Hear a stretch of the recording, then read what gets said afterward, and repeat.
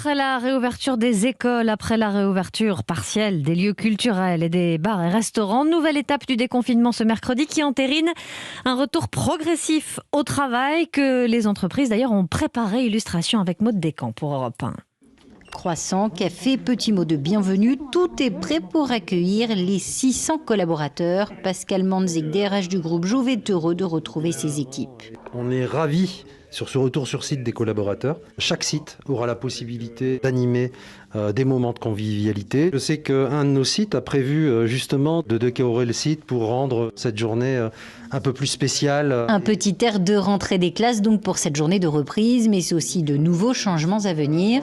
Un tout nouveau programme de formation pour les managers pour donner plus d'autonomie aux collaborateurs. C'est un des enseignements de cette année de télétravail et un espace de travail repensé, explique le DRH. L'ambition, c'est de faire tomber cette cloison pour créer un espace beaucoup plus grand. On travaille sur l'étude de nouveaux mobiliers, des espaces en flex office. On voit bien que les collaborateurs recherchent un lieu de travail qui se rapproche de leur propre lieu de vie. Une équipe de direction qui attend aussi avec hâte la tombée des mesures sanitaires pour reprendre au plus vite les séminaires et réunir à nouveau les équipes de ces 5 sites nationaux. Et au boulot, aujourd'hui, justement, fin de la règle du repas solitaire à la cantine, des repas qu'il sera aussi possible désormais de prendre en intérieur dans les restaurants qui, avec les cafés, rouvrent leurs salles en demi-jauge. Réouverture aussi des salles de sport, des parcs d'attractions, des piscines et entrée en vigueur du pass sanitaire pour les rassemblements à partir de 1000 personnes. Le couvre-feu, par ailleurs, est repoussé de 21h à 23h.